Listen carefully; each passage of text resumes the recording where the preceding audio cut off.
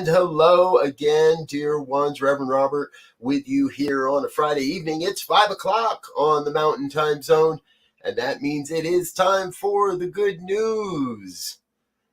The chance I take every week to share some of the good news stories that I've dug up or run their way across my desk and I thought would inspire you and create great conversation for the weekend. So thank you for being with us. Please do hit the like button, the share button, the subscribe button. Let your friends and family know what we're doing here. We're creating an experience and we're bringing you the good news. First up tonight, it's been said that China does everything on a very large and big scale. And our first story this evening is just that. In China's most recent 5-year plan, the government outlined their intention to install 100 gigawatts of renewable energy by 2026, particularly solar and wind in the desert regions. What you're looking at here is a picture of one of the first solar farms in the Gobi Desert. Now, this is being billed as a 1 million kilowatt capacity and capable of generating 1.5 billion kilowatts per hour per year. Estimates are that when complete, this new solar farm system, it's not just one, it's going to be a series of farms, will be able to power 1.5 billion homes as necessary. The National Energy Administration said installed capacity of renewable energy in China continued to expand in the first quarter. They're up to 47.4 million kilowatts. That's an increase of 86.5% compared with the same period last year. The room is there on the planet, folks. We don't need fossil fuels. The days are changing and the story is changing as well. And our next story is right along that same lines. Now, we've talked about hempcrete before. However, recently in Cape Town, South Africa, what you're looking at is a 12-story tall building called the Hemp Hotel. It is made out of hempcrete blocks. Now, again, we've talked about hempcrete on this program before. And we're grateful to see this project coming to completion. South African President Cyril Ramaphosa, I'm sorry if I'm pronouncing that improperly, said that he believes that cannabis and the hemp industry could create 130,000 jobs there in South Africa. Now, the hempcrete blocks are made from water, lime, hemp, and a cement binder. They form what's called Afromat hemp and are made entirely out of South African hemp. They do sell to corporate clients and are also used in a number of social housing projects in South Africa and neighboring Mozambique. For the Hemp Hotel, Afromat Hemp partnered with Wolf Architects in Cape Town for the build. Now, the company does say that the hempcrete is 20% more expensive than traditional materials, but with companies and organizations' urgency to get in on the carbon capture and the carbon reduction in time to meet net worldwide goals, this has become a unique opportunity. And because the hempcrete captures carbon, the company is selling carbon credits as well. One of their primary consultants said we can fund forests or we can fund someone to live in a hemp house. It's the same principle. Good news coming out of Cape Town. I love it, folks. And we get most of our stories over at the goodnewsnetwork.org. We encourage you to check them out and give them some of the love and attention they deserve. They do a great job every day of curating good news stories, and then we share those along with you here on the New Thought Media Network. Next up, you've heard us talking about this over the past months and probably more than a couple years now, the resurgence in you're right. Thank you, Diego. Wrong story. It's a good thing we have a good producer here, folks. This is important. What we're looking at here is Lakers champion Rick Fox. Now, he's already retired from the NBA after winning 3 championships with the Lakers. However, what Mr. Fox is working towards is our carbon negative concrete. So if you can't build with hempcrete, let's build with carbon negative concrete. He's the co-founder and CEO of Partana, which manufactures concrete that absorbs more carbon from the air than it contributes during its manufacturing. This all got started back in 2019. Fox's home in the Bahamas was damaged by Hurricane Dorian, and his manager was also displaced by the natural disaster of the 2018 fires in California. They met with an architect named Sam Marshall, and the whole idea got rolling. Now, Fox has been involved in a number of different things, and in this partnership, he said, I've been a part of a lot of amazing journeys in industries from entertainment to movies and TV. I've been on sets with Oscar-winning actors and directors, and I've been on championship NBA teams. There's been nothing more rewarding for me in life than to be a part of this team, and we're leaving something behind. That's part of his funding announcement. Now, every part of the process of building these concrete blocks is designed to reduce its environmental impact. Instead of using Portland cement, the company is using a special mixture of natural and recycled ingredients. They cure those ingredients at ambient temperatures rather than at high temperatures, so that's not needing to burn more carbon. They make concrete and cement responsible for the largest share of the manufacturers. The binding component actually consumes CO2 as it cures. So they're taking carbon out of the atmosphere as they're creating this bricks. Sources say, the company says that the bottom line is that a 1,250 square foot home made with Partana absorbs 22.5 tons of carbon, so of CO2, rather than emitting 77 tons. That's a 99-ton swing, folks. This is good news. I love to hear it. All right. Now, before we go to break, let's talk about the emerging story of psychedelics and mental health. Researchers at the University of California, San Francisco have developed 2 new drug candidates. Now, these are not approved yet, but they are developing these candidates that are designed to potentially treat addiction and depression. And they're doing it from an African psychedelic plant, ibogaine. Now, ibogaine has been used for thousands of years during shamanic rituals as a hallucinogen. It suppresses hunger and tiredness. Many report an aphrodisiac effect. However, it is highly toxic if you don't know what you're doing. Even small doses can be fatal and or cause heart concerns and heart problems. So it's a very, very minute dose that these folks are working with here. However, they say lead author of the study, Dr. Bryant Shotzit, says our compounds mimic just one of ibogaine's many pharmacological effects and still replicate its most desired effects on behavior, at least that is in mice. Again, folks, groundbreaking research being done to bring more plant medicine onto the planet in a world where all life matters and we're here to support all life. It's important that we also look away from the chemical processes to treat human ailments and human conditions and turn to the plant and the natural world. I'm excited to see where this goes. We'll keep an eye on this story as it develops for you. Hey, we're going to take a real quick break and let a couple of our sponsors say hello and let you know a little bit more about what's happening here on the New Thought Media Network. But please don't go anywhere. Share this with your friends and stay tuned. We'll be back with more good news in just a minute.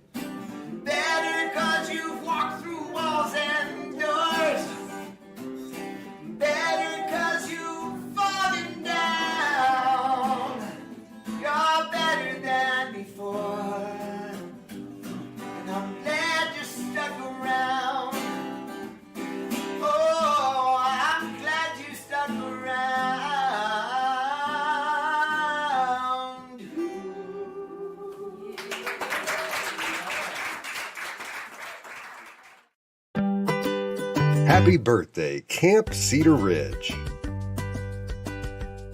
We invite you to come camp and celebrate our first year while in sacred service. May 19th through the 21st, we'll be restoring our beloved meditation labyrinth. Come camp with us for the weekend, and all we'll ask you to cover are the meals. Vegetarian, vegan, and gluten-free options are available. That's the weekend of Friday, May 19th to Sunday, May 21st. You can bring your own tent or act fast and register for one of our glamping tents or bunkhouse beds while supplies last. We do have limited indoor accommodations for an additional fee. Find more details and registration at campcedarridgeor.org/lab.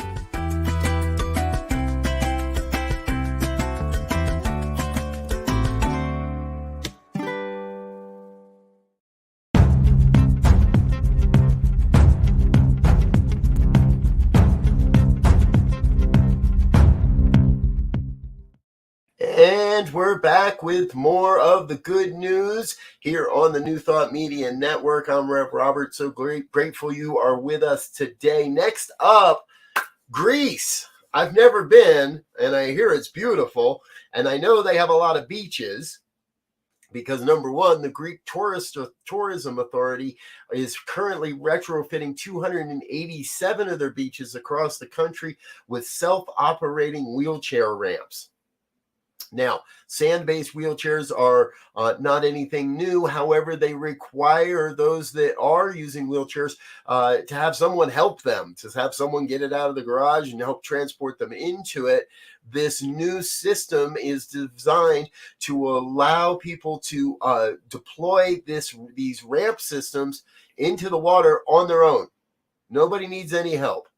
The project's going beyond the beaches. They've actually started to retrofit the Acropolis of Athens, is equipped with a wheelchair elevator that is also completely autonomous. Visitors need not have any help or get any permission. This is really cool stuff for those with other abilities and altered abilities. People in Greece, congratulations. I want to say a big, huge yeah to the authorities there. The government of the country created a website if you happen to be visiting or live there. Excuse me. And the government created a website with all the info needed to plan a wheelchair included trip to the beaches of Greece and where all of these beaches might be. All right. This next story I found at one of our other great sources, sunnyskies.com. If you want to check them out, please do give them a little love. They also do a great job of collecting good stories. Researchers followed over 100 retired people who had never practiced music before. Excuse me, I still have that little cough in my throat. Now, these folks were enrolled in piano and music awareness training for 6 months, which, when finished, resulted in an increase in working memory performance by 6% and a total reduction in gray matter loss in the piano playing group. Turns out that music's good for us, folks. Who would have thought? You know, here at New Thought Media Network, we have our New Thought Radio. You can access that through our ntmedia.org website. 24 hours a day, 7 days a week. Positive music helps your aging. Studies of the author's study, Damian Marie, said, we wanted people whose brains did not yet show any traces of plasticity linked to musical learning. Indeed, even a brief learning experience in the course of one's life can leave imprints on the brain, which would have biased our results.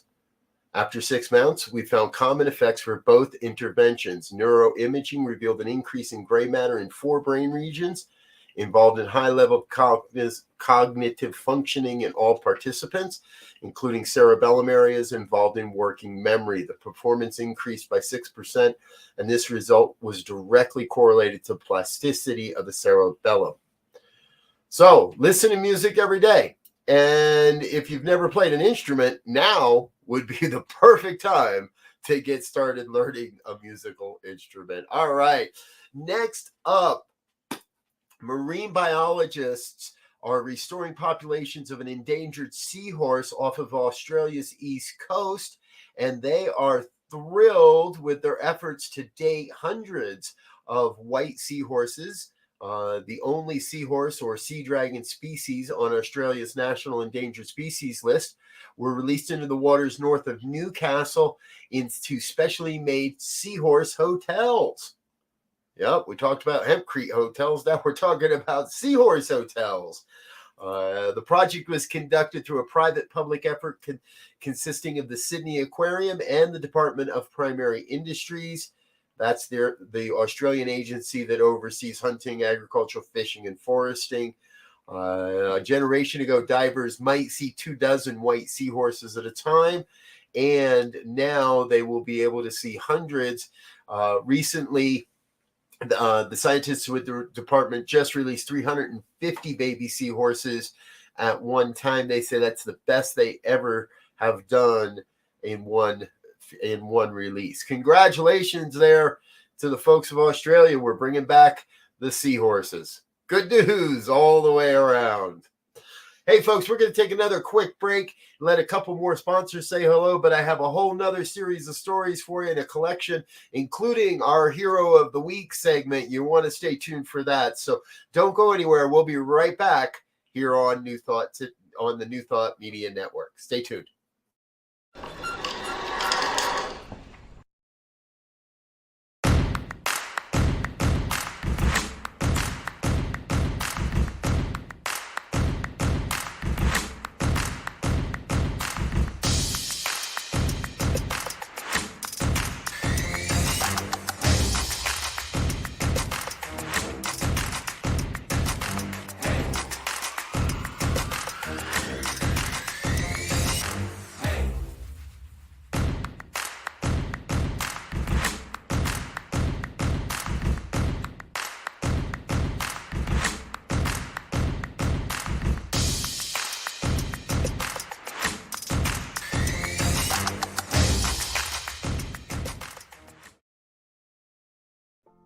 Please help us say thank you to our organizational sponsors and donors, including the Hefferland Foundation, Affiliated New Thought Network, International New Thought Alliance, Science of Mind Archives and Library Foundation, Center for Spiritual Living Denver, Center for Spiritual Living Midtown Atlanta, New Thought Philadelphia, Planned Happiness Institute, Summit Center for Spiritual Living, Center for Spiritual Living on the Lake, Unity Spiritual Center, Kitchener, Om Center for Spiritual Living, Center for Spiritual Living, North Jersey, Unity of Savannah, Center for Spiritual Living, Seattle, and all of our individual donors and sponsors.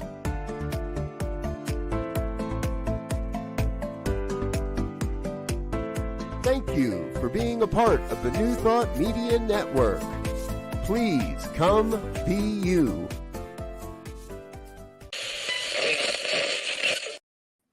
Yes.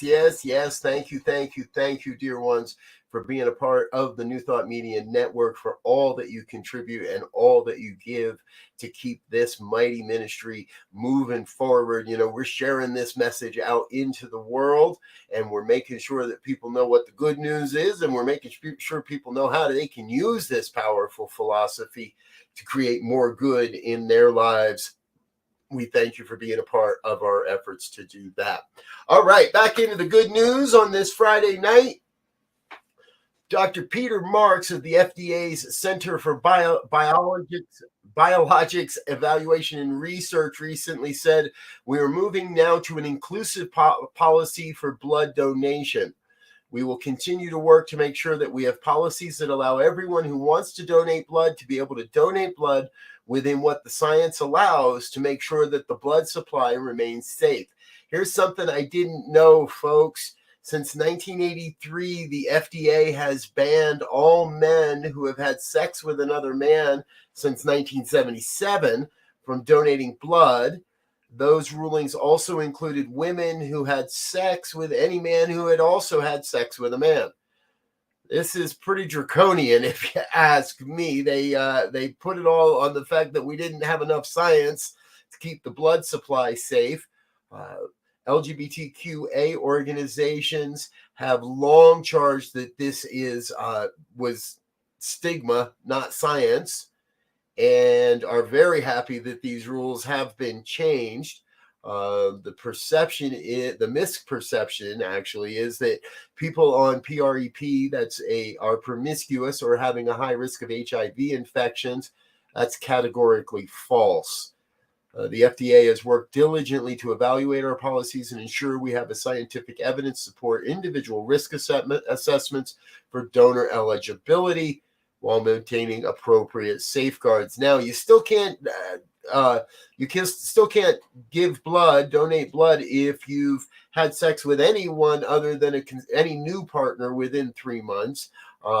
Is the way the rule is still written. So there are still safeguards in fact. However, they're removing any question of gender and or orientation from their questioning and their intake interviews.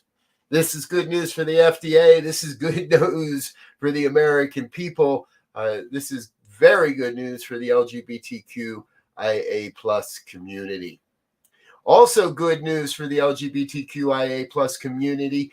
Mayors in 8 different Florida cities have pledged to support the LGBTQIA plus young people, even as the state's Republican-led legislature continues to pass anti-LGBTQ plus and transgender bills. Earlier this week, advocates for the safety of students announced that the mayors of Orlando, Miami Beach, Tampa, Tallahassee, and 4 other Florida cities had signed the organization's Rise Up pledge. That pledges to advocate for safe learning environments where young people, teachers, school staff are free from the violence of racism, transphobia, homophobia, sexism, ableism, and other forms of systemic oppression. Advocates for LGBTQIA plus affirming books, resources, and curriculum in books, and rise up against hateful anti-LGBTQIA bills and rhetoric. I didn't know this either. Fort Lauderdale is part of this, and their mayor, Dale Trantalis, said the city boasts a stalwart human rights ordinance that bans discrimination based on sexual orientation and gender identity in areas of employment, housing, and public accommodations. Discrimination of any kind, particularly toward our LGBTQIA plus children, has no place in any part of our society. Greater Fort Lauderdale boasts one of the highest concentrations of same-sex households in the nation, and we welcome on an average of over 1.3 million LGBTQIA visitors each year. Right on Fort Lauderdale, and right on for these other mayors. Folks, regardless of what's happening in your state in regards to LGBTQIA or transgender legislation, we each have the ability to stand up and say, this is what we believe and this is what we pledge to support. I raise up everyone in Florida that's fighting back in the face of this racism and anti-everything movement to stand up for the people of our nation. Good work. Good work. Good work. Hey, before we go, I did promise we've got our Hero of the Week story coming up. However, before that, I want to share with you one of those great furry and cuddly stories. What happened is recently in Bristol, England, a beautiful white Springer Spaniel fell off a hiking trail and fell down the cliffside about 30 feet. People were able to rally the local search and rescue, and that's what you're seeing here in the picture. The local firefighters at the Temple Fire Station in Bristol were called out to Yate Quarry, and it was such a drop, they couldn't do a normal rappel. They had to rig some special equipment. They brought in a large winching system and were able to lower this rescuer down. If you head on over to thegoodnews.org, you'll be able to find some video on this story. The photo of the dog here, in the video, she's just wagging her tail, going crazy because a human's coming to help. Thankfully, the dog only suffered minor injuries and a broken leg. I guess I don't know if I call a broken leg minor injuries. However, the pup is doing well, and everyone involved is happy for this rescue. And here it is. I keep promising. Here is our hero of the week.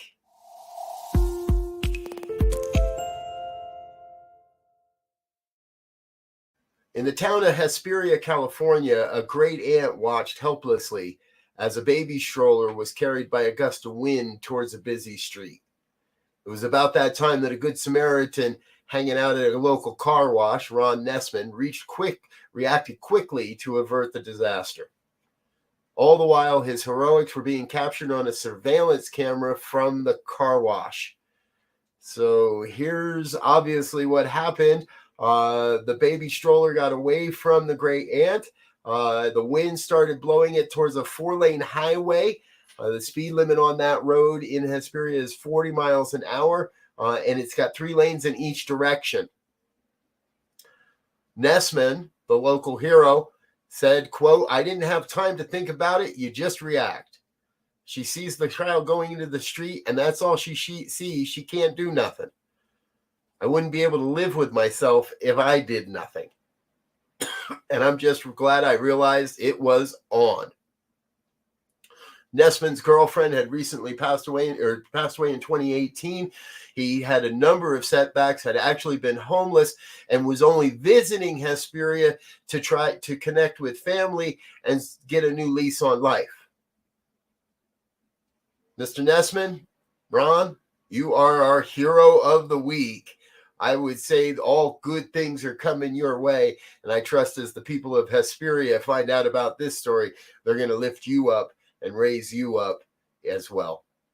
Yo, folks, here on the New Thought Media Network, we love to share these stories that remind us we are all in this together and we are all living as one.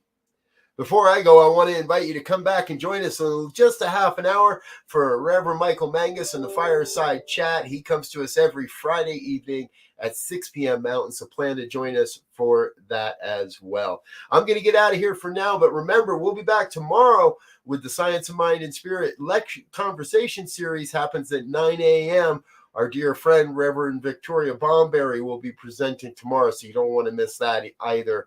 Join us for that. I'm Rev Robert. I'm getting out of here for now. Until we get a chance to be together again, I wish you peace and richest blessings. Bye now.